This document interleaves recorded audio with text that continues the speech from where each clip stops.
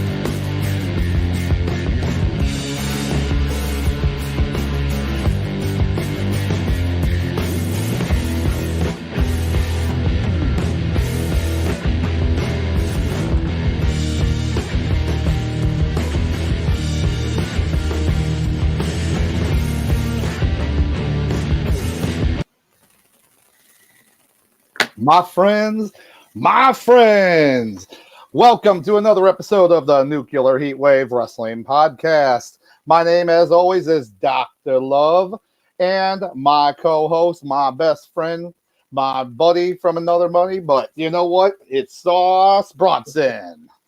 What's going on, Internet? What's going on, everybody? Once again, two good wrestling boys from good old Michigan, just ready to talk y'all to death about some wrestling tonight. And we will.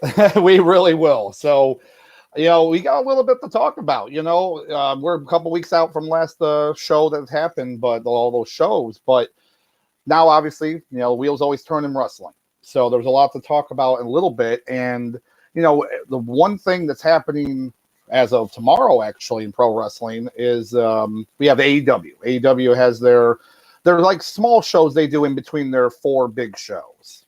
And their one show, it's AEW Grand Slam. And not going to lie, it's a pretty stacked card. It could easily be a pay-per-view and any other time, after just looking at it. After all the hoopla and everything that happened with CM Punk, the Young Bucks, all that kind of stuff, a lot of this got changed on the fly, honestly. So, we're talking about a stacked card here. We just to start off things on this card, you have Claudio Castagnoli versus Chris Jericho. But before we get into that, we do have a chat here, it looks. It's from Antonio Meyer. Go Buffalo Bills. Nice game. I love it. Nice. Go Bills. And you know what? They did dominate that game. They absolutely did. And I know here at the Mafia Sports Report, definitely love that as well. It was great for them, but it wasn't great for my fantasy team because I had to go against Bills defense. But yeah, that's for a different time. But I wonder how MJF felt about yesterday's game. Yeah, I think Papa Mafia. I think that's his new favorite wrestler, right? Sauce? Didn't he say that? I'm pretty sure. Right before we went on live, he said, "Hey, give a shout out to MJF for you." So yeah, Papa Mafia's favorite wrestler, MJF. Yep. So yeah, Mr. Friedman. Yeah, just let you know, Papa Mafia, he's your biggest fan, and he can't wait. Can't wait for you to come to Detroit and rock that Bills jersey. Absolutely. Oh gosh, that's funny. Thank you for the chat. But yeah, going back to a little bit just in that card. So it starts off with Claudio Castagnoli versus Chris Jericho for the Ring of Honor Championship. So, if that's like basically your undercard or whatnot, that's a pretty good match. So, I know that with AEW buying Ring of Honor, it's kind of like, well, they're the same thing, but they are trying pretty hard to make it a separate entity, from AEW. But it's hard not to look at that Ring of Honor Championship as, almost like a glorified Intercontinental title or something, but it should be a good match. So here's my question before I get into, as far as my thoughts about the match. So now, you're Tony Khan, and you now have, Ring of Honor. So obviously, you got these belts on your show. As far as be defended and give wrestlers some purpose. So my question is, do we? So does Tony? Does he do his own ROH brand or not? Are we going to start getting weekly episodes on ROH, or are we going to do a pay per view? Like, I'm just curious. I'm really curious to see what he's going to do with this brand. Like, that's all. Hey, I agree. I honestly agree with that. Maybe some kind of like AEW's Dark show. Change it into a Ring of Honor show as well. Yeah, something like that. It might work, but time will tell. We'll see how where everything's going to go. With that. That's just where my brain is going at this moment. There you go.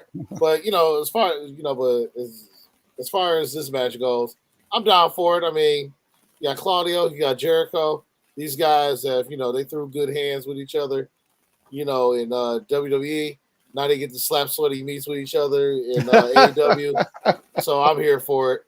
I wouldn't be surprised if this turns into a technical match, because people forget that Claudio, I mean, he's got a pretty solid technical wrestling background too. So absolutely, oh yeah, so that should be a very good match to watch. But speaking about slapping sweaty meats, we also get the rematch for Swerve in Our Glory versus the Acclaimed. So. Probably one of the best matches of that pay-per-view, so of the AEW show. So, but I'm excited because, I mean, once the crowd was so hot for the Acclaimed, and they're going to continue being hot, and there's no reason they should not walk out with the championships. Right. There's just no doubt in my mind. Yeah, because, once again, a match a few weeks ago that started off as I'm just here just to watch this. Into 20 minutes later, you on the edge of your seat in your living room, like, who's gonna win this? But as far as this match goes, like, yeah, I'm down. Will they? They're definitely gonna tear the house down. It's interesting to see how the crowd's gonna react for part 2 of this. That's what I'm really curious about. Oh yeah, absolutely. If they're gonna keep as long as now if that Swerve and Keith Lee are going to get in that heel mode and really like the whole match, and then they could, they have that feed off each other energy. That should be, it should be a good match. It really should be. So, and if I'm booking this match, I would definitely put this. I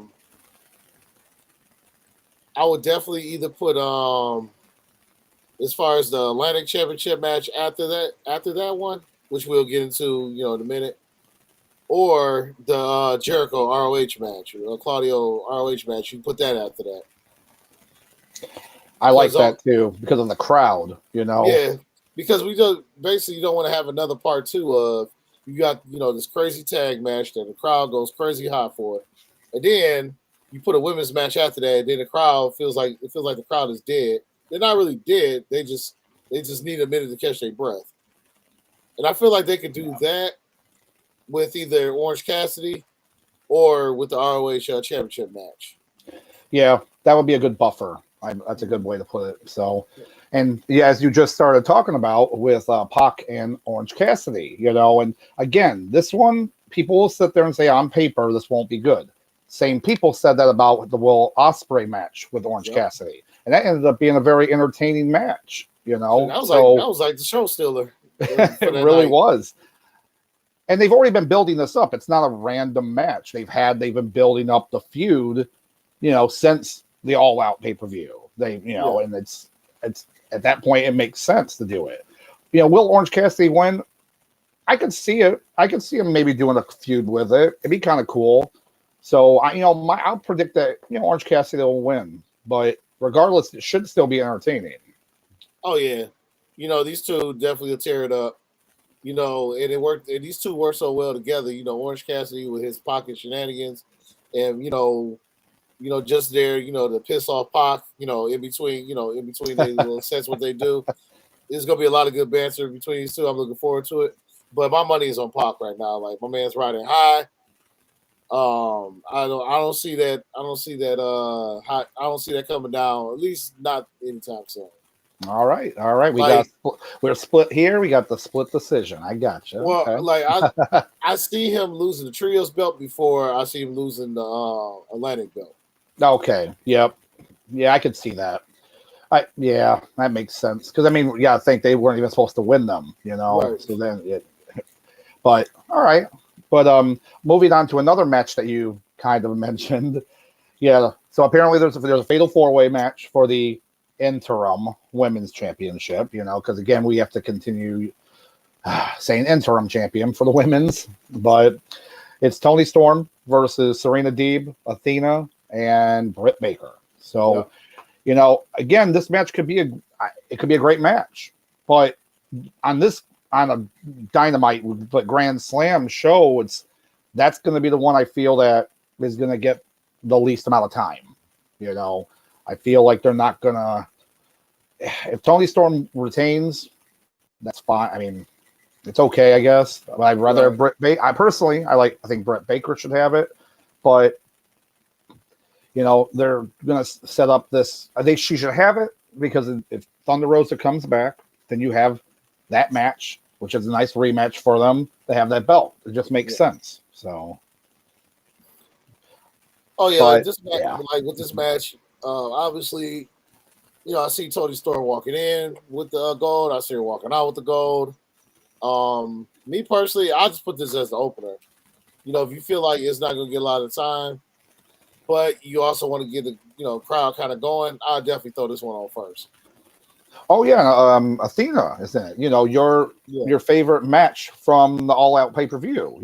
She was involved in that match, right, Sauce? Oh yeah. In the I can't remember what was it. Was it her match or was? Oh no. It was what's the name's match. That was the. I gave it a Shockmaster rating. It was Baszler's match. Shayna Baszler, yeah. This one came close to a Shockmaster, but I highly doubt that. I highly doubt. Yeah, we won't see a Shockmaster rating in this match. Oh my gosh. Yeah. Well, oh no, you won't. Not at all. So, and to round it out, we'll have the tournament finals for the AEW championship, where you have Bryan Danielson versus Jon Moxley. So that's going to be great regardless. But if Bryan Danielson does not walk out with the championship, I would be extremely surprised. As I said 3 weeks ago when they first announced this tournament. You did, yep. The way that they set this bracket up, I said, yeah, Bryan needs this. Definitely, Bryan needs to walk out with this belt. Granted, it would be cool, if Mox, becomes a 3-time champ. That's cool and all, but I feel like I think like Bryan definitely deserves the gold. Especially, he's living his best. Wrestling life right now. Post WWE, he works the schedule that that he wants to work. He's put on some banger matches. His health, as far as his health goes, it seems like he's doing pretty solid. Like not really, not dealing with no concussions. So with that being said, like go ahead, put the strap on him now. God forbid, if anything, if that happens with him in the future. But right now, definitely put the gold on him because even if once they win, whoever wins this match is going to create a nice little storyline with the Blackpool club anyway. So, at the end of the day, whoever wins this match, I feel like the fans win at the end of the day, but definitely needs to be Bryan to walk out with the belt. Oh, yeah.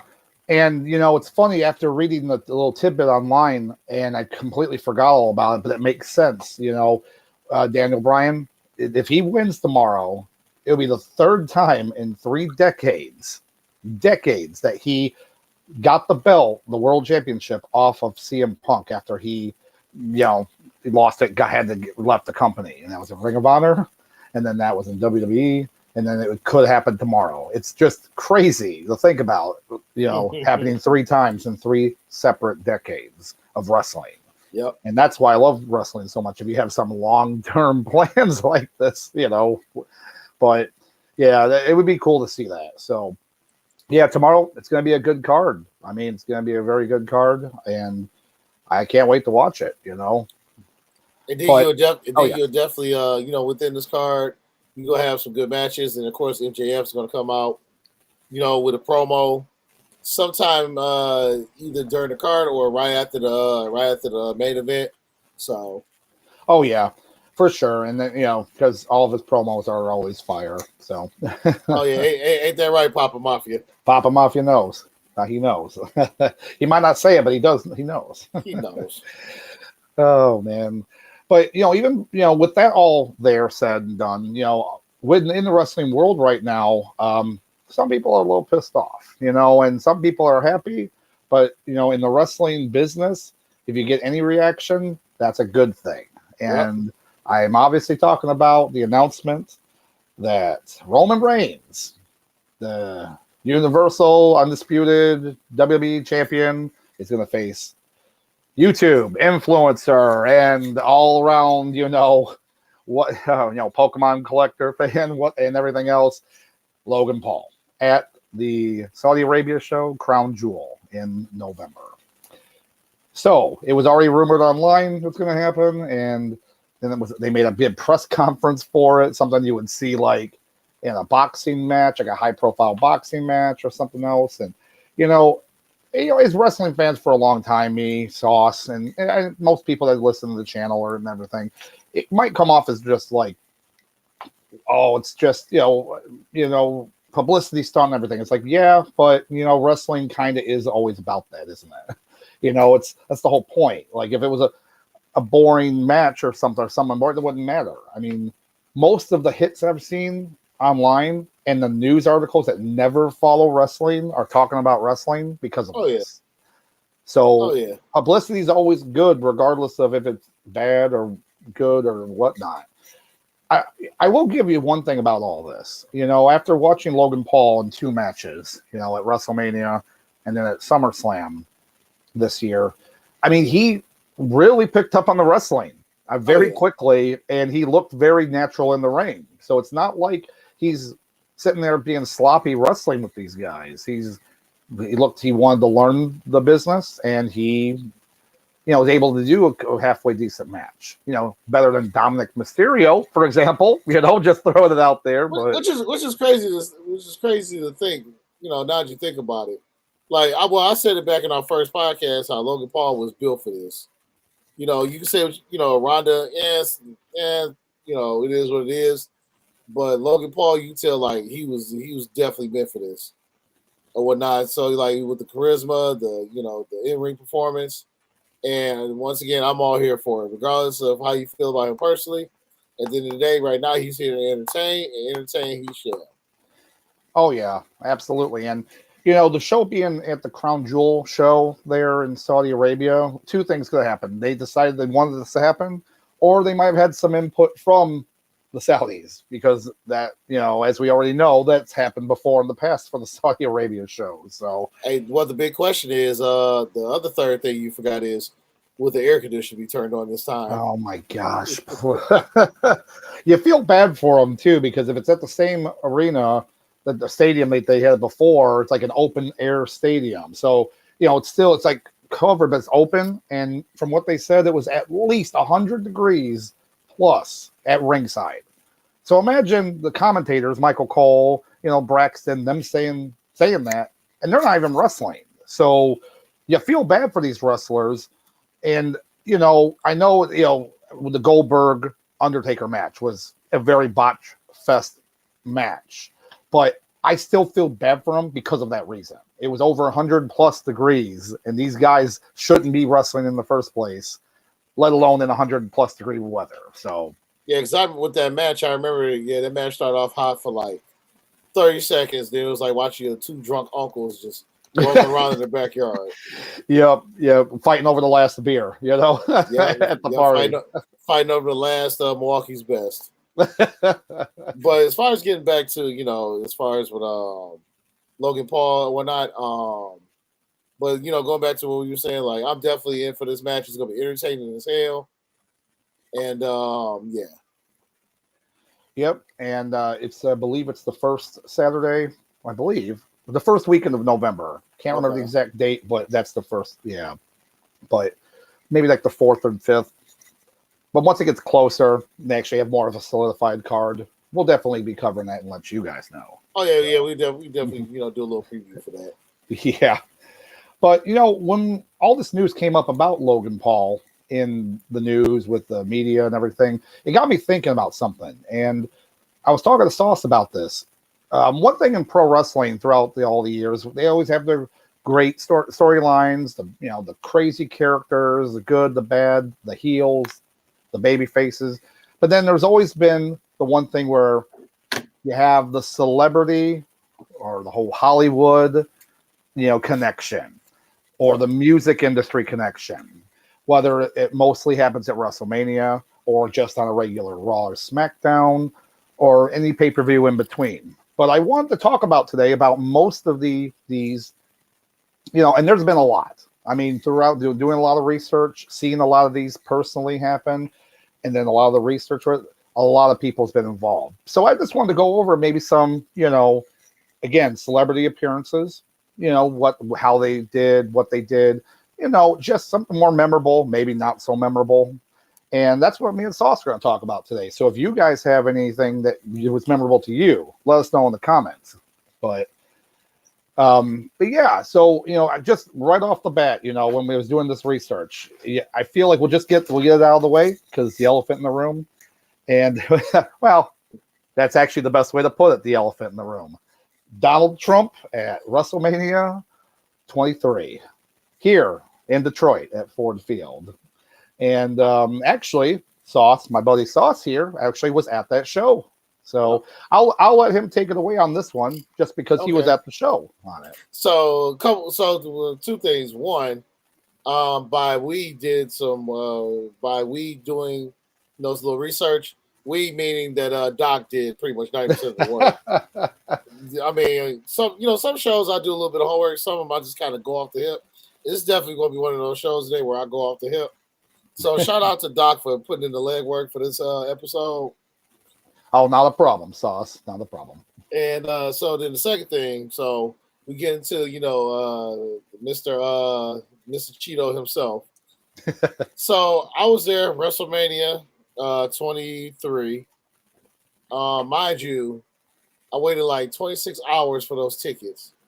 I was 17 rows. Well, I was on the ramp, and I was like 17 rows away from the ring. Like I got to see Shawn Michaels' nostrils. It was that awesome. And well, when Mr. Trump came out, everybody else, did their little interests, whatever. Trump comes out, and they actually had like money coming from the sky, coming from the ceiling, whatever. But it was actually really money. So to give y'all some context, I remember I think I paid like $250 for those seats, and I ended up getting like $130 of real Donald Trump money. So basically, I got my ticket for like half off. Shout out to Donald J. That's crazy. That's absolutely crazy. Because we see it on TV. Like sometimes they'll do that for some wrestlers, and it was actually real money. That's and I seem to remember that a little bit when he was on a couple Raws before WrestleMania with that build up. And I remember some of the monies people were like, got the money, showing it. But I just assumed it was, maybe it was like, oh, they gave it to him to show on the camera. But hey, you making money on the show, that's good. He didn't have to do anything. And then even, with the match, I mean, the match was like I remember the crowd was hype as hell for that match. And every once in a while you see, you'll see, Trump walking around, the apron, talking smack to McMahon.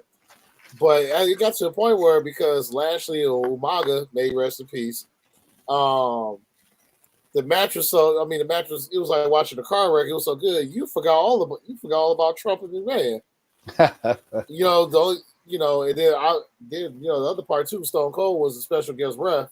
Yeah. So, with that all being said, and the match goes on. Obviously, Vince, tries to butt in and interfere. Then Donald Trump comes in, attacks him with like the worst right hand jab. Yeah, it was just terrible. Oh my gosh! And then the other part of that too was, I thought was funny was, like a couple hours beforehand, he had a backstage segment with I think it was with I think Charmel was sitting back there with him, and the Boogeyman came out, and I just like. Yeah. And I just like how Trump just looked at Boogeyman. He was just like unfazed at all. Oh yeah, he was. I remember it. He just looked at him like. Yeah. At one point, he looked at him like, he had anything else better to do. But as far as back to that match, so he hits McMahon. He jumps on him, hits him with the terrible right hands, and then Bobby gets the W. Then McMahon tries to escape, and then Donald and them, they all come in there, shave his head.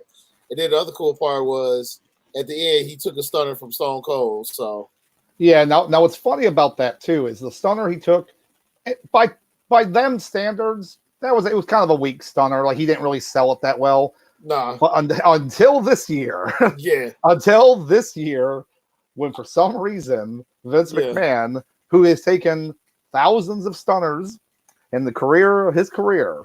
Yeah, why he couldn't take one stunner correctly from Stone Cold this year is baffling to me. See, that's what we should have known. He put his 2 weeks in back then. So at that point, he's like, "Yeah, I'm not taking no more of these. I'm be out of here." So he sandbagged him. He's like, "I'm not doing this again." But overall, I mean, the match was great. Trump being Trump or whatnot. Yeah. It was like, once again, it was cool seeing it. It was cool seeing it on TV at the time, but then it was even better, seeing it, live. Why obviously you can see people walk down the ramp, yada yada. So, but overall, yeah, it was definitely a cool moment. And then with Trump, as far as with Trump, he he made the best of it. Like he could have, he easily could have just like he was just there for the money or just there for a quick cash grab or press. Like he could have easily screwed it up, but even with his his I want to say his radiant personality of a sponge. Even then, like he made it work. So shout out to him. Yeah. And then also too. Oh, real quick, and then also I think Trump did play a big part like in early WrestleManias because as far as I think like he did did they do. So what he did was he was actually interviewed at WrestleMania 20. He was actually in the audience for that. So, and he just interviewed, just because 20 was such a big WrestleMania for, like milestone. Yeah. But then he actually, that WrestleMania, I believe it was I'd have to go maybe six and 7. He owned the building. He owned the building that the WrestleManias took place at. Okay, yeah, I thought so. Yeah, I thought that was so. I was like, oh, that's cool, So he's, had that connection with WWF, WWE for a while. So I thought, going for, celebrities and everything else, that definitely has to make the list for sure. But, oh yeah. But and also because, like they said, Sauce went to the show, and the show was at Ford Field here in Detroit. So he actually got to see a world title be, won there. That night. Shout he saw world. Yeah, because that's the only title that's gonna be won there at Ford Field. And speaking of, we got a quick chat here. Trump didn't even wait for a New York show to be a part of it. Yeah, that's true. Because at that point, I think he was, I don't know how deep into what was that show he had, The Apprentice. I don't know how far deep they was into that at that point, but I'm sure that also has something to do as far as him showing up, for it as well. Yeah. Oh, yeah, absolutely. I think they had just the perfect timing for this to happen. So, hey, shout out though. Sauce got to go see the show, and I know a lot of other my friends went as well. So, yeah. But, and once again, shout out to Raul. He's a good. Thank you, Raul. He's a good wrestling boy. We appreciate him. Yes, thank you. But going on now, there's again, this is gonna jump over all the place, whether it's WWF, WWE, Some AEW, not much. WCW for sure. There's a lot of stuff here. Now we're going to go to WCW now, and they had a lot of actors, a lot of celebrities, a lot of sports stars, and I have to say this right off the bat.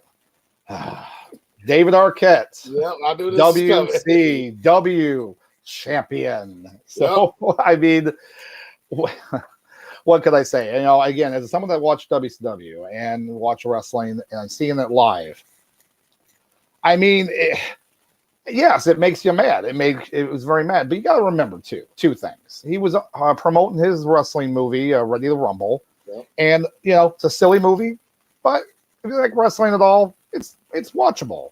It's still watchable, you know, for a fun little time. Listen, don't be modest, okay? Ready to Rumble was great. Easily 4 out of 5 popcorns. That's a different rating system for another show, another time. Yeah, for sure. Listen, one thing we're not gonna do. Yeah, one thing we're not gonna do is be modest about Ready to Rumble. Okay, there you go. That thing was a masterpiece. So obviously, at that point, you know, they're trying to, you know, piggyback off that very, very, you know, promoting of that movie. So, you know, they bring David Arquette in, and then they say, look, we'll put you in a match here. Then he won. So everyone's kind of confused. I remember I was, because they made the match where he didn't even have to like pin the champion to win and stuff. It was a whole weird thing. And then they're like, he's champion. And I'm like, he's what now? And then they set up the triple cage match that they had used in Ready to Rumble, which looked really cool. And they should have used it more, but and then of course he lost the belt, you know, back then. So a lot of people said that was the downfall of WCW. No, it still was Vince Russo well before that. So it wasn't just this incident. It was Vince Russo before was the main factor, and then other little factors. So that it just snowballed into it. But I'll tell you right now, it still got press. You know, this obviously a pre-social media era, but it was still getting a lot of press for it. You know, so imagine, just imagine if Twitter was a thing back then when he won that belt. Oh Lord, it would have been blown up. It would have blew up. But guess what? Like what we talked about before, any news is good news. If you're being talked about, you're trending. It's not a bad thing. So, well, yeah, to a certain degree, yeah, I'll give you that. But I mean, to the casual person or whatnot, yeah. But to the company, like, just imagine you being a mid carder there. You had to bust your behind, you know, just to at least get to, you know, just get to the U.S. championship, you know, picture. And all of a sudden, this C-level, you know, actor out of nowhere wins the biggest prize in your basically at your workplace. Your business. Your business. At your workplace. You know, at that point, you like I'm pretty sure a lot of wrestlers was like, what the hell? Like, I can't wait. They need a Dark Side Ring episode for that. Yeah, and what's actually pretty funny about all this is, you know, years later he started training to wrestle, and he still currently wrestles in the indie scene now. So it's actually kind of funny about it. Like, he didn't wrestle at all then. He just did this movie, and then a few years later, he kind of just, you know, because guess what? Every one of those indie shows, I guarantee I'd have the announcer, former WCW champion, David Arquette. Oh, that would definitely be in my clause. Like, if I showed up to your workplace getting ready, you know, to wrestle, oh, that's definitely in my contract. Like, you gotta dress me as former WCW champion. Yep, every time. Even if you only give me 3 minutes to wrestle, I don't care. Oh yeah. For sure. But overall, with that moment, you know, from the casual standpoint, it was a cool moment. But for a wrestling fan, you just had no words. None at all. None at all. Oh gosh. So the guy, once again, Courtney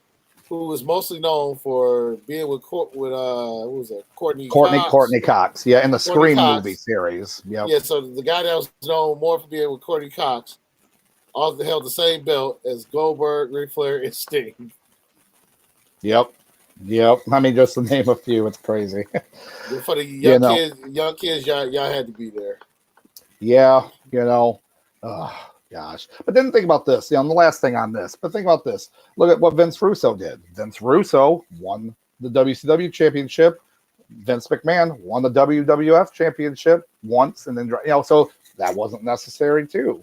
Right. So again, I didn't like it, but you see that happen, and it's like, well, then that's bad too. Maybe that we don't need that to happen as well. Yeah, like even when Vince won it, because granted, the way he won it, he was doing the storyline with Triple H, and they was going back and forth with their feud, and then the fact that Stone Cold showed up, basically, like how he did with Mick Foley winning from The Rock, he basically showed the same way, and it basically had McMahon winning from Triple H. Then as soon as he won it, he was like, "All right, y'all go." Basically, this belt is now vacant, and y'all deal with it. Yeah. Oh, looks like we got another chat here. Let's see. We got another one from Raul. When is the last time a celeb lost a TV or pay-per-view match? I have to think about that for a second, because obviously, it's kind of set up for them to win, most of the time. If I have this, gosh, actually looking at now, I'm going to look at some of my stuff here, but it's probably been a bit or something I might have missed or something. But I'll be honest with you, I really don't like. I can't recall last time a celebrity or whatnot lost. But for some reason, the only thing that keeps coming to my mind is when in my mind recurring is just watching John Cena F5 Kevin Federline. That's for some reason. That's the only thing that's going through my head right now. You know what? Actually, got a good point there. So you have that happen. If you want to get technical, I'm not going to count like battle royals, because people getting eliminated because it's not a one-on-one match. How about this? At the Brawl for All, Butterbean knocking out Bart Gunn from the Smoking Guns. So you know what I mean? Like, that's still even the celebrity doing it, whatnot, and that's still more of a joke match. But I have it on my list because I remember watching it live, and it was ridiculous. They made a big deal about this real boxing match happening, and then Bart Gunn just got knocked out cold. So. Yeah, I mean, I'd have to do actually some more research on it, but oh my gosh, that's crazy. And he did actually, in that K-Fed won. Yeah, that's what. So now you see what we're talking about, the contracts. they don't want to lose. Oh my, that's crazy, but. Yeah, so but with all the different people, I'll tell you one person now, kind of moving on a little bit from, with Arquette and all this stuff, is Lawrence Taylor, main eventing WrestleMania with Bam Bam Bigelow, And what's interesting, while doing a lot of research for this entire topic, there's a lot throughout the years, because that was at WrestleMania 6, and even before that, WrestleMania 2, mainly at 2. We'll talk about that in a little bit. But the NFL, they worked with the NFL a lot with, football players coming in and doing little things, whether it was there, WCW, and everything. So I thought it was interesting how much they did that for a while. But that match where, you had Lawrence Taylor versus Bam Bam Bigelow, is the main event. Obviously, people will be mad that you don't have a world title match, but that doesn't even need to be a thing anymore, really. It just was a good match in a sense that it got a lot of publicity, a lot of publicity behind it. Yep. And, watching it, it was not a good match, but it was, again, it was best for business at the time. Listen, I think 6-7-year-old me thought it was a great match because Bam Bam Bigelow, I thought he was a bully. And I want to see everybody just I wanted them to give him what he deserved. As a kid, I was borderline afraid of him because that guy. So when I saw Lawrence Taylor come in, and I kind of knew what he was as a kid. My dad talked about him a lot. because that was the time I was sort of kind of I wasn't really into football just yet. So, but oh yeah, when I saw he went in there and kicked his behind, I was like, you know what, I'm good to go. And then say, oh yeah, yeah, it's pretty. No, it's funny. It's funny. I totally get with that. Oh my gosh. And what I was saying earlier, though, so at WrestleMania 2, all the way back to WrestleMania 2, they did a impromptu kind of like a battle royal where they billed it as the WWF versus the NFL.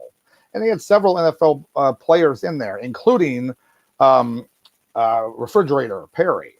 So, and I thought that, and that was, you know, again, at that time, they're really pushing for that everyone to watch. You watch football, to watch pro wrestling. You know, you're talking about the height of the Hulkamania. You're talking about all this kind of. So they got a lot of publicity at that time. So yeah, it was very, you know, it's interesting, you know, to do that, especially at WrestleMania and other shows. But that was a smart thing to do. Again, very good business.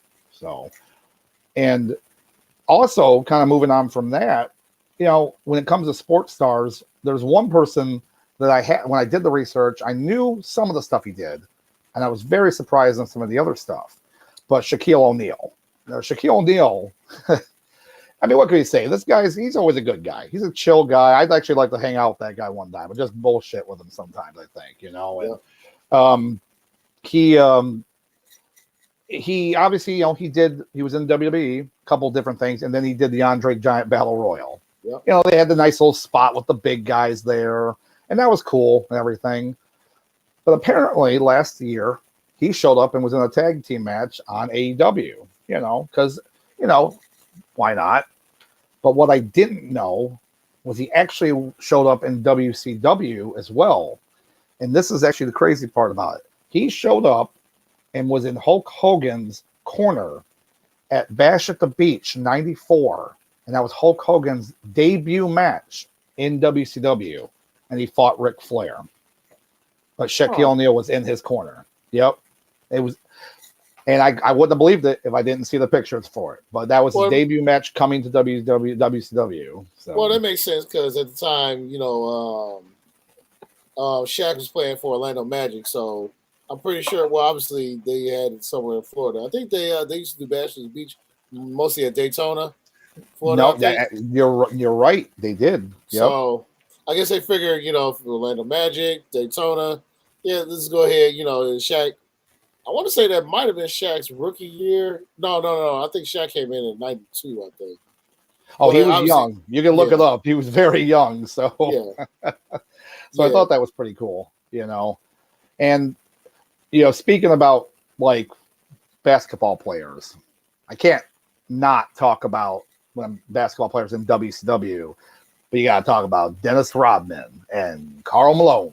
So, and, you know, I'll tell you something, though, like, you know, Bash of the Beach in 98. So Bash of the Beach, you have, you know, Dennis Rodman, who's just, I mean, how much these two guys, I mean, it's not like these guys are retired people that they're not in their, you know, prime or anything, or no, they're so hot in the media, the news. And then you have them with, you know, DDP, with Karl Malone, and Hulk Hogan with Dennis Rodman, the newest member of the NWO. You know, too sweet, of course. So, you know, you have to hate him. You love to hate the guy, especially with his new personas and everything that he had. So, and what's crazy with that, there's been like last 5 years or so when Dennis Rodman comes on like sports shows, they list all his accolades or whatnot. And usually, part of his accolades, they have put him listed him as a member of the NWO. If you ever get a chance, just look it up. Oh my gosh! I bet you know what? I bet that's in his contract, just like we were talking about earlier with David Arquette. He's like, you know, you better list me as a member of NWO. I don't care about the other stuff. And it's crazy because a lot of people talk about like the wild life that Robin lived. Like only this guy played with Michael Jordan. Dated Carmen Electra, and was in the NWO all in the same lifetime. I mean, and that's just a few of his accolades, but yeah, it's insane, absolutely insane. So, But again, there's so many like sports stars, celebrities. So we'll jump around a little bit, but at this point, we'll go back. We'll look at some musicians now. Again, huge list of musicians that took part in WrestleMania or other shows, singing. Whether they just sang like the national anthem or America the Beautiful. Not really going to talk much about those because that could be a whole thing. But a few of them that I thought were interesting, and we talked about actually, me and Sauce, was Bad Bunny when he showed up at the Royal Rumble. Yep. And then he had his match at WrestleMania 37 with Damian Priest against Miz and Morrison. I'm not gonna lie, I saw this little guy, especially next to Damian Priest, and I thought he's not gonna do much. And he looked good. He looked like a, like, I'm not gonna say he was as good as Rey Mysterio, but he reminded me a little bit of like a lot of the high flying moves he could do, and it was a little surprising at first, but pretty entertaining. I mean, listen, this man blessed us with the Canadian Destroyer. To this day, yeah. He is the greatest celebrity to ever step foot in any wrestling ring. And you would not tell me any different. Yeah. And if I remember correctly, he won the Grammy the next year at the Grammys, or this year, or however it was. And I'm like, hey, he was there. He was at WrestleMania. The cool thing about Bad Bunny was when he became 24/7 champion. He, he had an album coming out, and he was doing a lot of tour stuff with the belt, and he was the music guest on Saturday Night Live, and not the first song, but it was the second song he did. It might have been the second song, Booker T. That's the name of that's the actual name of the song. Yeah. But I think that's the one where he actually had his 24/7 championship on it. Let's say he was like showing it off while he was performing. So you can tell, there's some guys. That's cool. So there's some guys, they do it for a quick cash grab or publicity. And there's other guys who do that, but they also, they're a huge fan of the business. They was a huge wrestling fan. And and Bad Bunny is definitely one of those, like, you can obviously you can tell he grew up, watching wrestling, just by as far as like, him being there, and then the fact that he won his belt. And he couldn't have, he could have been like, a celebrity and not acknowledge it or whatever, but he was actually, taking around with him, like, like he was proud to win it. Oh yeah, and when you like something or you're passionate about it, then it's going to show. It's going to show in the work. So that's where, he puts on a good match and entertaining promos. I mean, that's all you can ask for, and most of the celebrities and sports stars on this list are kind of, in between. Mostly of them, some of them are like, they didn't. But a few of them, when they actually care that much, you're going to have a good show. You're going to have a good time with it. But now, actually, kind of funny you said that. We have, like, out of all the musicians that's actually been physical or in the ring or whatnot, you got the top right there, pretty top with Bad Bunny. Now we're going to go, hold on, down and down, very low. And I have, on a couple of them. You have Master P in WCW with No Limit Soldiers. I was just thinking about that, like, with the low, I couldn't even remember to tell you who was in the group, because I know, obviously Master P, of course, but you had BA or Brad Armstrong randomly in it. Rest in peace. He's actually passed away. You had Swole. I mean, literally this big guy, and then you had 4x4. Yes, 4x4. And then they always had a feud with so underrated team, the West Texas Rednecks, who sang the Rap is Crap song, and one of the best times ever for a random group put together. But oh Lord, anytime you want to see something funny, just look that up. But yeah, that was just something for Master P to do. Honestly, he literally didn't care at all about the whole thing. WCW wanted to bring in someone, to whatever, spice things up or whatever they want to do, but no, it was not entertaining at all. And I remember watching it going, what a waste. This is such a waste, Yeah, because during the 90s, No Limit was like, they were like, the premier group, the premier label. And recently, I want to say maybe a year or two ago, Master P actually bought a wrestling promotion. I don't remember which wrestling promotion it was, but he actually bought one. I find that extremely funny because he could care less in the year 2000 when this happened, but now he wants to do it. So go figure. Speaking of singers, you're probably not familiar with him, but he was pretty affiliated with like Lil Jon, but there was a rapper named Lil Scrappy. I remember a little bit. Like if you hear like some of Lil Jon's like bigger songs, he's one of the rappers that was rapping it. But him and this other dude named Stevie Ray. They're actually in a wrestling promotion, and they actually been like champions, and it's wild and crazy. Now you said Stevie Ray. You don't mean Stevie Ray from like Harlem Heat, Stevie Ray. I want to say Stevie J. He was a producer.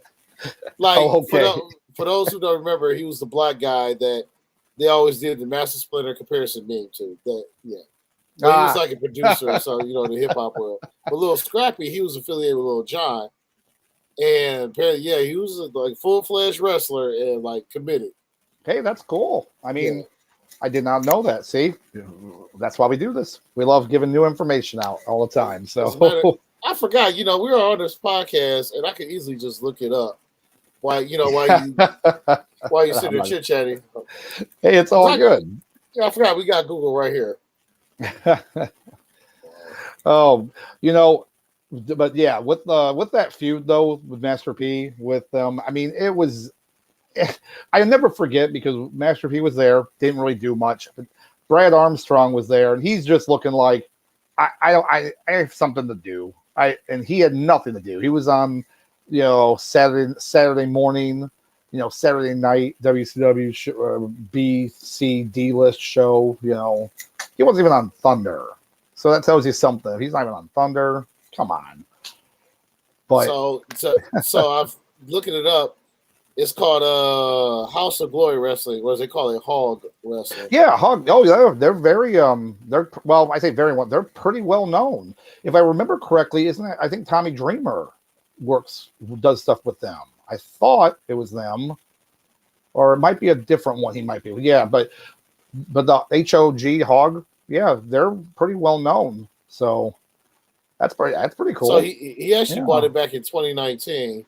Oh, okay. Yeah. So there you go. That's some new information. So I still find it funny they didn't care. In 22 years, or 19 years later. Oh, I like wrestling now. Let's make some. Yep. But it's all good.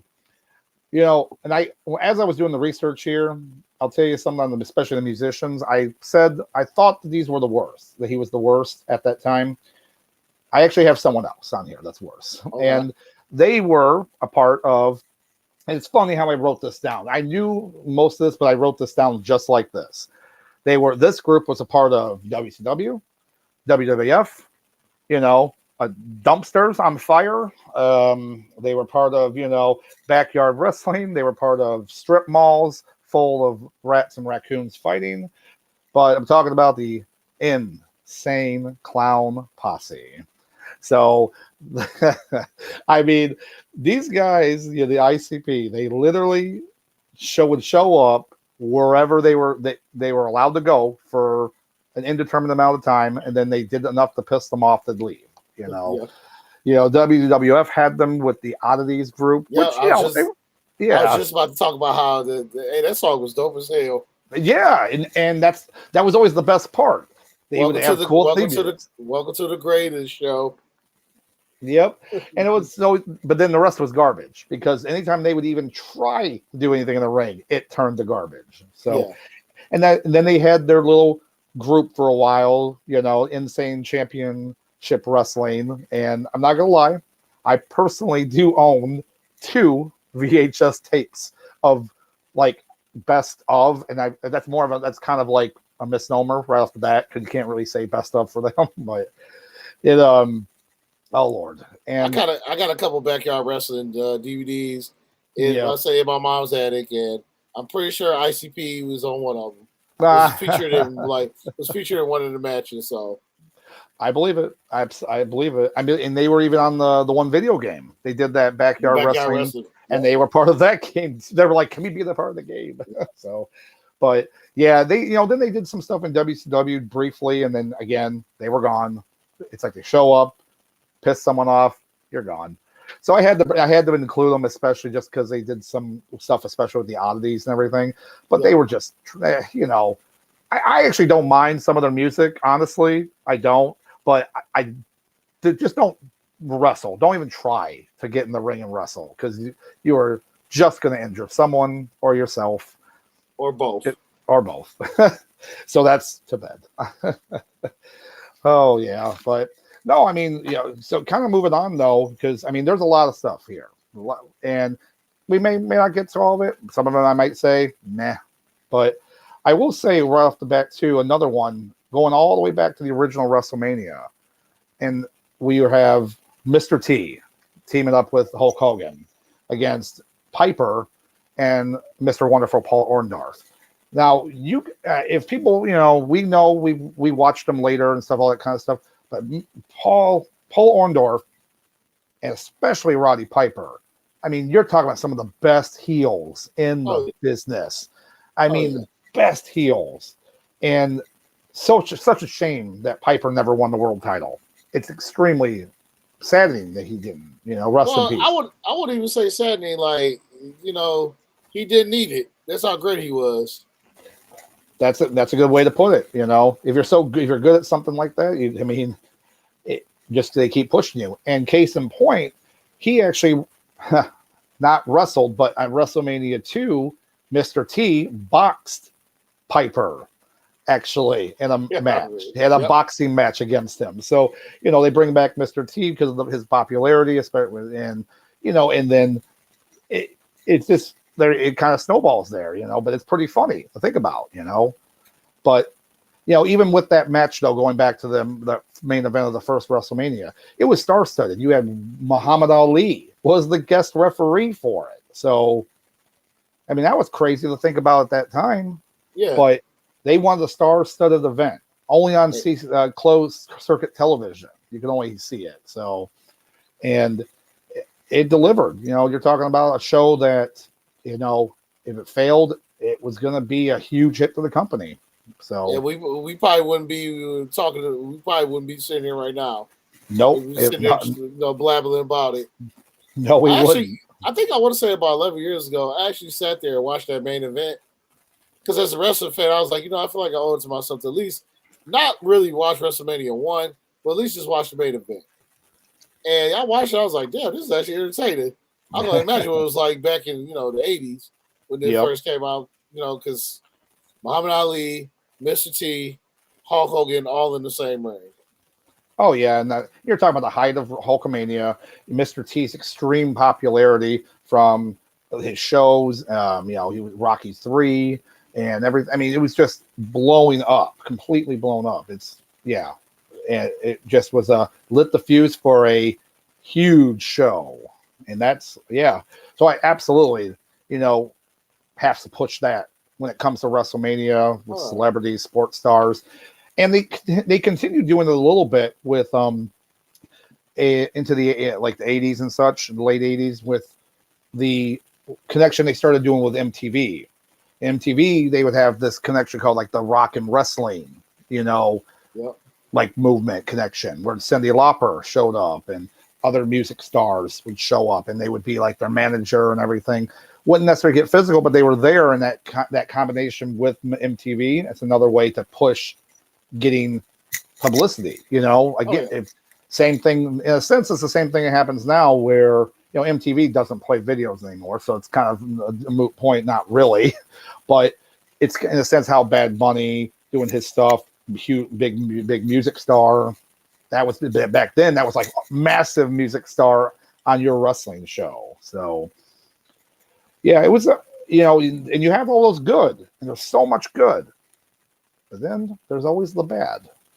And I'm not gonna lie, I like stuff when some of the bad stuff happens. So, sometimes the bad stuff, becomes a guilty pleasure. So there, Well, Good wording right there. Because speak about guilty pleasures, at WrestleMania 27, you had a 6-person intergender match that involved Snooki from Jersey Shore Yep. with Trish Stratus and John Morrison versus Layla, Michelle McCool, and Dolph Ziggler. And again, the height of popularity of Jersey Shore. It had blown up at that point. So it made sense, like but I didn't think she was going to be in a match, not going to lie, but still, it was, they saw the dollar bills there. They saw the cross promotion. So yeah, guilty pleasure for that. Definitely a good wording for it. It really is. And then when Snooki hit that, I think she hit a cartwheel somersault or something, I was like, ah, damn, I ain't know she can do that. Yeah. And then come to find out she had a cheerleader background, so I was like, oh, okay, well, it makes sense. That little 5-foot tall meatball. Yeah. Yep. She just, hey, you know what though? It's a spotlight, and none of them want to turn that down. Quick question. We was talking about it yesterday. Did you because you told Sheamus #1 fan, your fiance, Miss Holly, you told her about the match. Did she actually watch it? She has not watched it yet. No, I did tell her about it, but it is on her to-do list. Okay. So yeah, it will be seen, and she will be obviously cheering for Sheamus, obviously. So thank you for reminding me, Sauce. Thank you. So let's say #1 fan, Sheamus #1 fan. I say yes. His lady. Yep, Miss Holly.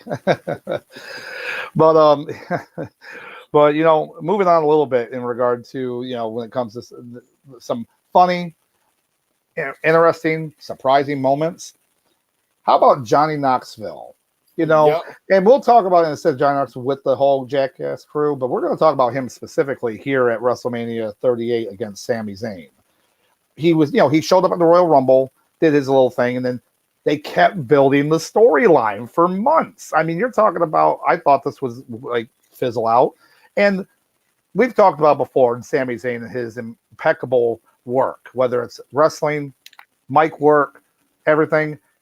And he made this into they were on different shows and interviews. He was doing shows, and he would bombard him on these different shows. I mean, they did such a good job building that feud up. And that match, most people on paper would be like, God, it's not nothing. It was so entertaining. And we were laughing the entire time watching it, Oh my gosh. I mean, he had the whole crew come out, because we kind of were like, hey, is anybody else? Oh, there's the rest of the crew. And then one by one, people started coming out from the show, and it just got more ridiculous, but you couldn't not watch. They made it where you had to watch it. And if anybody's a fan of the show, or the movies, even a little bit, it was one big bit, in a sense. It really was one huge, in a good way. But with that match, it was like watching the Wildy Coyote battle the red herring from a pup named Scooby Doo. That's basically what it looked like, and damn was it entertaining. It really was. Because once again, it goes back to wrestling. Like, not every match has to be, a technical, an amateur wrestling style match. Not every match has to be a suplex, 20 minutes of suplexing. Sometimes all it has to be is just, it just has to be entertaining. And basically, we got one of the most entertaining hardcore matches that we've seen in a long, long time. And that's basically what it was. And it was great. Yeah, and I was here, and I was here for it the whole time.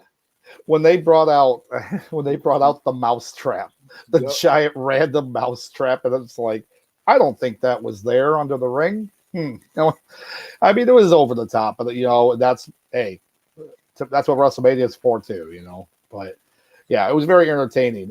But going off that also, because he had his crew there, but Steve-O had an few years earlier encounter with Umaga again, and it did not go well, and it did not go well for him. Remember, it wasn't just him; it was him and Chris Pontius too. Yes, it was Chris Pontius as well. Now Pontius got off way easier than Steve-O did. Oh but, yeah. But yeah, it was Chris Pontius and Steve-O versus Umaga, and man, he killed him, Steve-O, and he's mentioned it and talked about in interviews about how he was messed up, and because Umaga was extremely stiff with him. I mean, you don't want to kick from him, you don't want to chop in the neck from him. I mean, you don't want anything. Because basically what happened, for those who didn't know. Chris Pontius, he actually hold on for a second. Oh, excuse me. Sorry about that. Bless you. I've been trying to hold that in for like the last 20 minutes. But Pontius, he knew right away, once he got that slam down, once he got that slam from Umaga, he knew to stay down. Steve, on the other hand, like you said, was kicking out, and he just kept kicking out, and Steve-O thought it was, in Steve-O's mind, he just thought he was being funny. And then, like you said, Umaga, not so much. Nope. Not so much. So he made him pay for it. Yeah. And he still like, stay down. And Steve-O still says like that's one of probably the top 5 things he definitely regrets. Is doing that. Now think about that. It's pretty impressive throughout his entire career on Jackass. You know what I'm saying? So if that's one of them, oh Lord. Once again, Umaga, may rest in peace. Rest in peace. Yes. Moving on, when it comes to other, actors and such, but actors, and then also liked wrestling a lot. There's one that I liked a lot,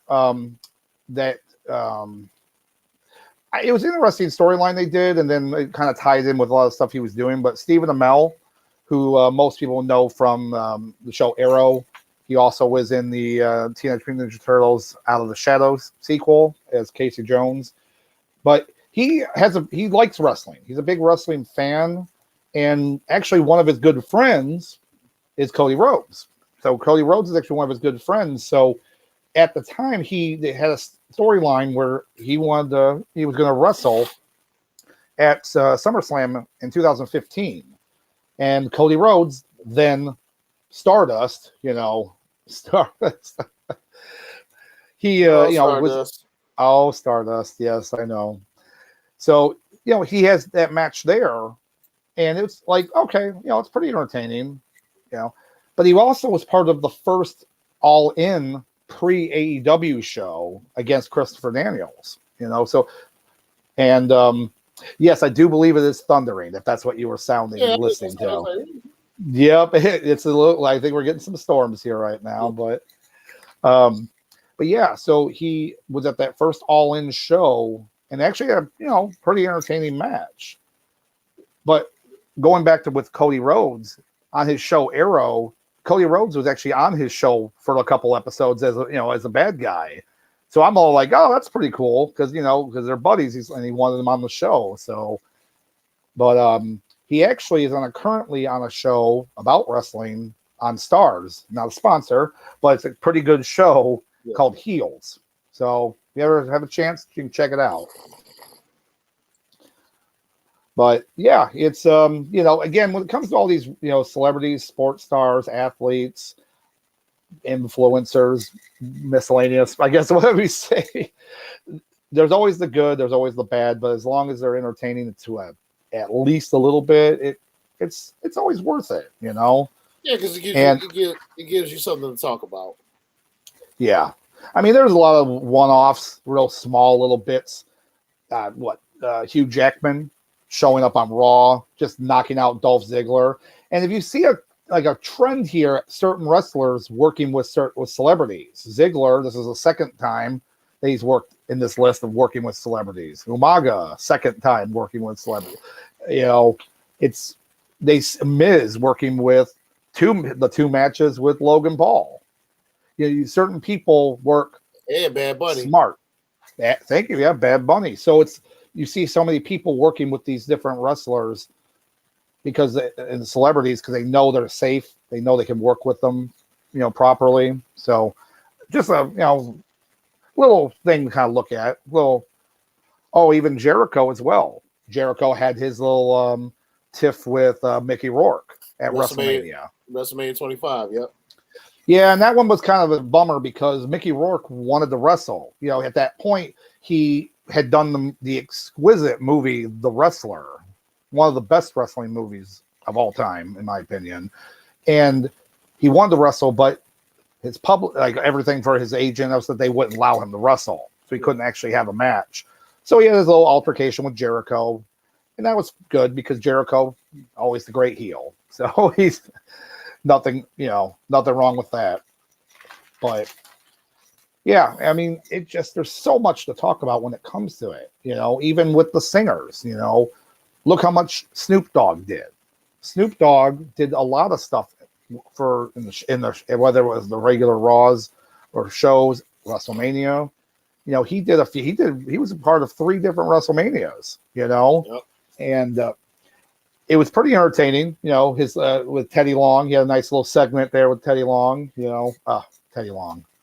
We just bring him back, man. Just bring him back. But, you know, cousin of Sasha Banks, singing Sasha Banks' entrance, always a crowd pleaser. And then, of course, the one that everyone remembers, the, you know, head of the Bunny Mania match at WrestleMania 24. Yep. That was easily a bathroom break match. Yes, it really was. It really was, you know. But, yeah, I mean, is there anything that comes off at the top of your head that you remember? You know, whether it was a small thing you remember or something that was more memorable to you, Sauce? Well, I mean, not too much. I think we really hit the nail head on a lot of them. I mean, you know, like, you know, Kevin Federline getting, you know, FU'd by John Cena. You getting Wayne Brady. Wayne Brady's getting, you know, RKO by Randy Orton. Yeah, there you go. And, see, that's interesting. Yeah, that's very. I mean, it's funny. You know, it's kind of like, and also a Machine Gun Kelly taking the power bomb from Kevin Owens on Raw. That made me smile. Obviously, and that was the cool thing about, you know, some of these guys. You know, not only do they want to come in, you know, do a little promotion in there, but they actually want to take bumps. Yeah. Oh, yeah. The real bump. They're like, slam me through this table. You know, I'll take this bump. Hit it. It's like, okay. Okay, we'll do it. Yeah. Oh, yeah. And, you know, speaking about, you know, where you have these different bumps, there's one guy actually in particular that, man, he was a good sport. He took some bumps, all from the same wrestler.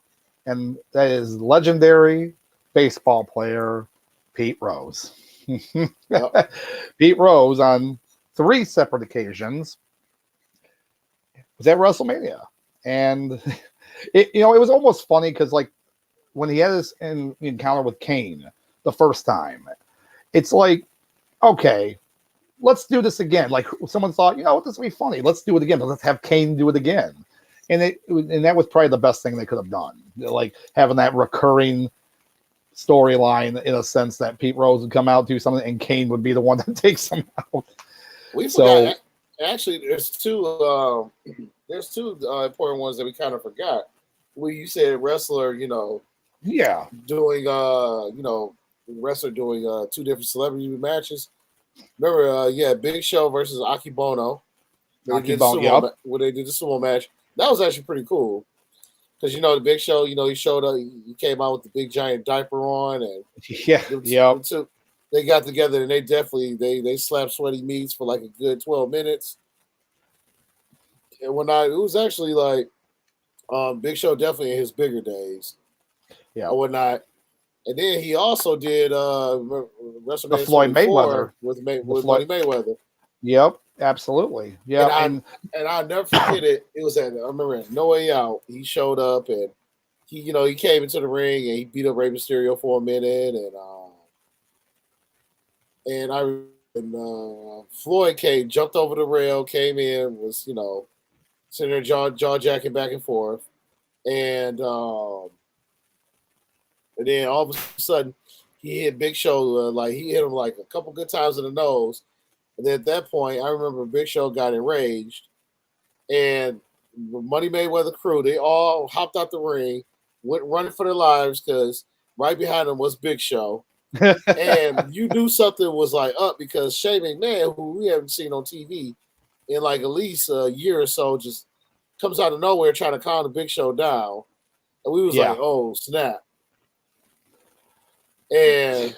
But the match itself was actually pretty good, though. Like, I remember, once again, it was entertaining. That's basically what we wanted.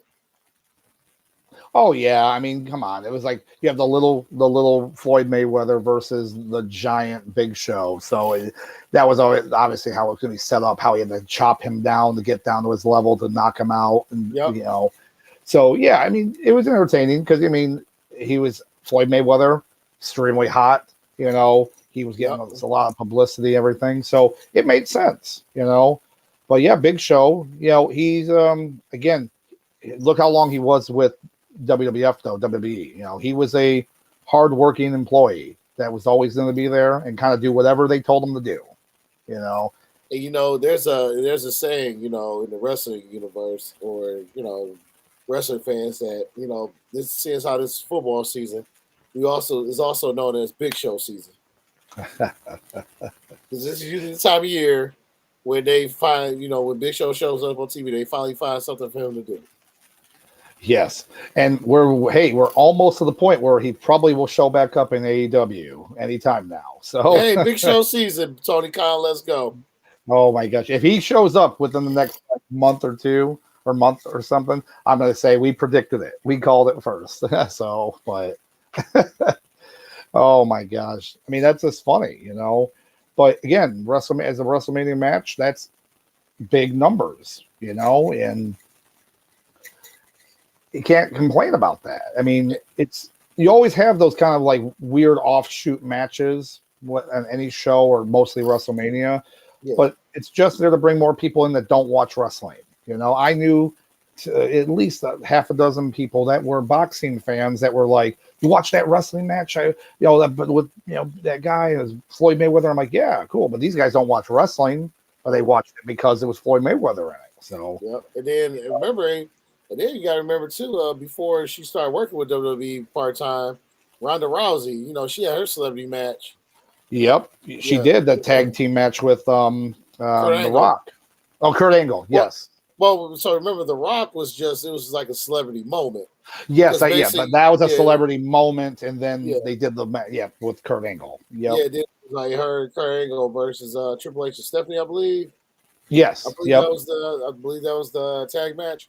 So even her, before she decided, to become like an actual attraction, she had a celebrity match, So, but all in all, I mean, when it came to like celebrities, showing up in wrestling, for the most part, they actually turned out to be cool moments.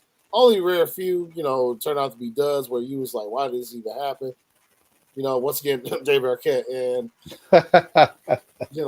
So, but all in all, yeah, I think you pretty much, you steered the ship tonight. You toss it up. I just, alley-ooped a few of them, but Oh, actually, there is one more left here. It's kind of funny because I kind of jumped around, but it's actually fitting for this because I do know that Papa Mafia, this is one of his favorite stars that's not a Bills player, and that would be Mike Tyson and his involvement with WWF, and with the whole DX, Shawn Michaels, Steve Austin storyline. Right. Oh yeah. Talk about money. I mean, another time where he's extremely hot, and popular in wrestling at that point. You're right in the Attitude Era, Austin winning the championship. I mean, it was so hot at that time that it made sense. And everyone talks about it. And even to this day, if you mention it, some people will still remember that. They'll remember that. Oh yeah, he was at WrestleMania there, and he turned on DX and went with Austin and everything. And well, that build up, like when Austin and Mike Tyson were in together, that push. But that push. He forgot like he's not in a boxing match here, right? A little bit, but I bet he still wasn't mad about it. I bet he's like, let's go. It makes it look good. Oh yeah. But the best you feed off the energy. So, but the best part about that segment was after it was all said and done. Austin was outside the ring. McMahon was on the inside trying to grab him. Told him, "You ruined everything. You ruined everything." Oh gosh, yeah, that sounds about right. That sounds about right. Oh my gosh, but yeah, very memorable though, and that's the whole point. Again, if we remember it, and it's something that sticks in our head. Hey, it's not. They did their job. Sometimes it's pretty bad, like you said. Sometimes it's good. Sometimes it's a dumpster fire. It's all in between. So, but yeah, and that's where it's not going to stop. You're going to see these kind of celebrity matches that people might groan about. That's why we were kind of talking about the Logan Paul thing, but at least it, just like Bad Bunny, it looks like he appreciates the business, respects the business, and he's learned the business. And if he continues to learn, I don't care if he comes out and shows up. People can hate him and boo him. People will cheer him. To me, why do you think he put him with The Miz? Because I see literally The Miz when I see him and his persona. And he's already great on the mic. He can get better. But you're going to see celebrity matches. You're going to see stuff like that. It's never going to stop. Speaking of future celebrities, I'm really excited about Action Bronson. He's supposed to be tagging teaming with Hook. Yes, he is on Friday Rampage. He'll be actually. Okay. Yep, it's going to be on that show. So I think that's your brother from another mother, Sauce Bronson. So Action Bronson and Sauce Bronson. So yeah, I'm hoping though. I really hope because Action Bronson, man. I hope they have good communication because I just don't want something to happen and he goes off script and something's not with these guys. I was like, this is the only time you'll ever see me be excited about a Hook match. This is the only time this is probably the only time you'll see me. Wait, I don't have the long hair to flip out my. you don't have the Sora. Wait, you're not a fan of the FTW champion Hook? I'm a fan of the champion. I'm just not a fan of the dude who looks like a Kingdom Hearts character holding it. Oh gosh, that's more funny than it should be. It really is. But no, that should be entertaining. That really should be. Actually, speaking of like celebrity, so something really interesting. I know this is gonna be a future podcast. We talk about cool wrestling themes, but also celebrities how they played a role in just in wrestling in general with their theme songs, like Lemming with Triple H. Oh yeah, absolutely. Let's say what was that? Stephanie McMahon's "I'm All Grown Up" with Little Kim. Yep, Joan Jett for Ronda Rousey. Yeah, that they did the live version of. And then your favorite, and then so to give y'all some perspective. One thing about Doc Love over here, he loves him some mid-card wrestlers. So any opportunity he can get, when we go to our local bar, they literally have MVP's music. He plays every time, and every time we go, I got to listen to Silk the Shocker. Not Master P, but Silk the, yes, but Silk the Shocker. We have to, I had almost every week is like clockwork. And I mean, the other guys, 3-6 Mafia, he did Mark Henry's. I remember when he first, they was basically like repushing him, to be the monster heel. And when they came out with that 3-6 Mafia, somebody gonna get their ass kicked. And I was just like, it was like everything just like it was like the perfect storm with his push. Oh yeah, like, and then some pain going on there now, and it was great. Oh yeah, it fit perfectly for him, And then, like you said earlier, like with Snoop Dogg doing Sasha Banks' thing and whatnot. So, once again, we forget, like, when you talk about musicians, we forget that, not only did they create cool moments in the ring, but they also, give us some of the best music theme songs. I mean, granted, like Orange Cassidy, before he changed what he has now, like he used to have his, what's the name? His song what was that band? The Pixies. Yeah. So Where's My Mind? And then Hook to trash wrestler, but dope ass theme song with once again Bronson. That's just right. I mean, for the most part, and then Saliva, obviously they never wrestled a match, but they gave us, one of the best WrestleMania theme songs, and they also gave us, Batista's theme. So, and then then what's it? Another good one? Wale, doing Big E's theme song. Big E's, So, yep. yeah, And they performed that one live too at WrestleMania. yep. So, yep. Yes. So that was cool. So trust me, on a future podcast, that's gonna be a nice talk about theme musics and how the best, the worst, the weird, and also any of these live performances that were done. And that's gonna be nice. So definitely stay tuned in the future for that one. I can't wait to hear you talk about how much you love Uncle Cracker. Or you know what? You were talking about live performances. How about Limp Bizkit and Rollin'? Hey, listen, say what you want. Say what you want about. Listen, say what you want about Limp Bizkit, but listen, they gave us. They gave us Undertaker theme music, okay, and they gave us WrestleMania 17 music. So at that point, they did. Say what you want. I mean, but listen. And they made it to a video game, and they made it to a SmackDown game too. They did, didn't they? Oh my gosh! Unfortunately, but still. Unfortunately. Oh gosh! But as we wind down today, we've talked a lot about the different stars and celebrities and everybody that's kind of showed up here. And again, the list is very long, but we wanted to give you a few memorable moments, good and bad, and everything in between. But as for this week, we always have our new segment, basically, where we have what's called the Heat of the Week. So, a wrestler that's done something in our mind good, memorable, or anything like that. But, Sauce, who do you got for this week's Heat of the Week? I actually had to think about this. Right now, I would say my Heat of the Week, and he's probably going to be Heat of the Week a few more times, throughout the year. I would probably say Triple H right now, like, what he's doing. And apparently, NXT is getting ready to go. Apparently, is getting ready to go back to black and gold. So, yes, and actually, that's a good point you just said. So on their 1 year anniversary last week for the 2.0, the ending segment showed the 2.0 logo transform into the white and gold NXT logo.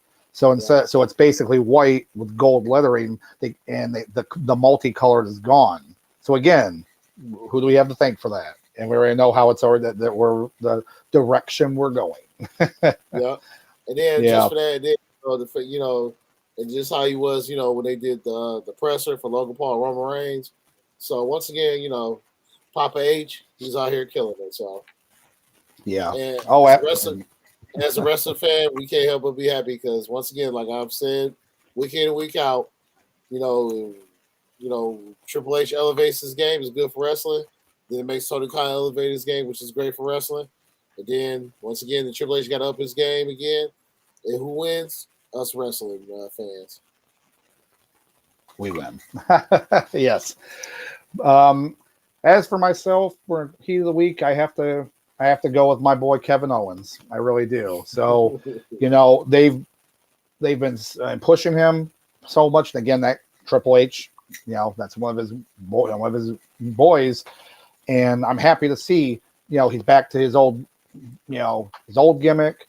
He's great on the mic. He's great in work with basically anybody. He can pretty much work with anybody. But his work right now with Austin Theory has been great, and they had another great match on Raw yesterday where he beat Austin Theory again.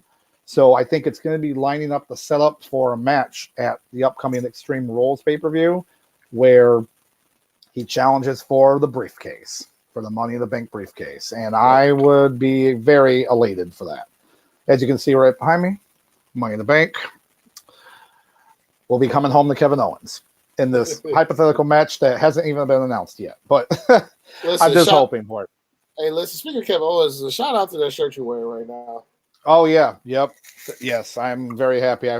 Once I saw him on TV with this shirt again, because I have his original shirt from NXT, and I've had that for a few years. So when I saw this on TV, I immediately went to their website, and it wasn't on sale. I was like, okay. So I waited, and a week later, it finally went on sale.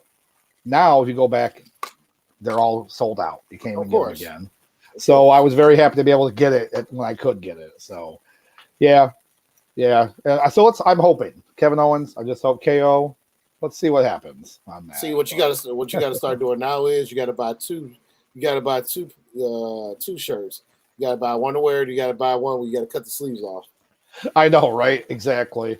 Because I'm not gonna lie, I have the shorts and everything. I could totally do it for Halloween. I could, I just shave the hair down here when I've got the beard. I could do it. I can even draw on the tattoos if I have to. At least some of them.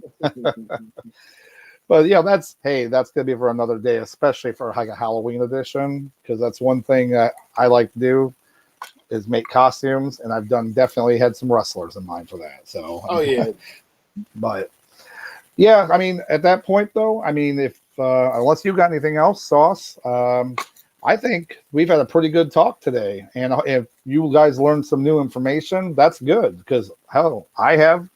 Sauce definitely did. So. And we just like to entertain, but So you got anything, Sauce? Oh, there we go. That's all I got. Go Lions! Go Lions! Go Lions! Praise be with Aiden Hutchinson. Praise be. I say praise be to Papa Campbell. There you go. Yep, yes, absolutely. Papa Campbell. I do all things. Listen, I do all things, including this podcast, through Dan Campbell, who strengthens me. Yes, that works. Oh, that does. But the only last thing I got is AEW tomorrow. I'm definitely looking forward to that card tomorrow. As far as the Grand Slam, definitely looking forward to that tomorrow. It's going to be a good show, and we'll definitely cover it next week on the next podcast. Oh, yeah. But hey, thanks to everybody here, especially at the Mafia Sports Report. But I'm Dr. Love as always, and Sauce Bronson here. Thank you again for all your help with everything. But we'll catch you next week, man. Have a good week. Hey, once again, y'all be safe and y'all be good, okay?